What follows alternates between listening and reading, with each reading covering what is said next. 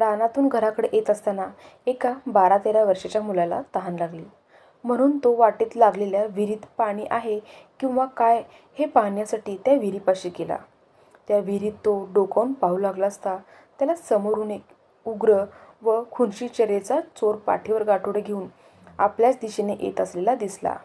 हा चोर एकतर आपल्याला मारील किंवा पळवून नेऊन चोऱ्या करायला लावील असं त्याच्या मनात विचार चालू होता. तो मुलगा त्या विहिरीत पाहून मुद्दाम हमसाहमशी रडू लागला.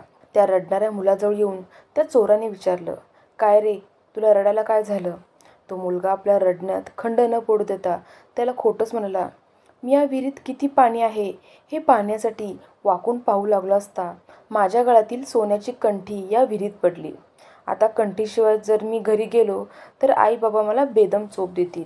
तुझी कंठी तुला काढून देतो," असं त्या मुलाला खोटंच सांगून आणि चोरीचे पैसे व दागिने यांनी भरलेली आपलं बोचकं त्याला विहिरीबाहेर उभं राहून सांभाळायला सांगून आपण विहिरीत उडी मारावी व कंठी हाती लागताच आपले बोचके व याची कंठी घेऊन आपण पसार व्हावं असा बेत त्या चोरानं मनाशी केला. त्याप्रमाणे तो त्या मुलाला म्हणाला, "बाळा, तू हे माझं बोचकं सांभाळ, मी तुझी कंठी तुला विहिरीतून काढून देतो." त्या हुशार मुलाला चोराच्या मनातलं कळून आलं, तरी त्याने मुद्दाम त्या चोराला होकार दिला. त्याबरोबर त्या चोराने विहिरीत उडी मारून विहिरीच्या तळाशी त्या कंठीचा शोध सुरू केला. ही संधी साधून तो मुलगा त्या बोचक्यासह तिथून पसार झाला. गावात जाताच त्या मुलाने ते बोचके पोलिसांकडे नेऊन दिले. पोलिसांनी त्या चोराचा पाठलाग केला व त्याला पकडले. नंतर त्या मुलाला प्रामाणिकतेबद्दल व चातुर्याबद्दल त्यांनी त्याला बक्षीस दिले.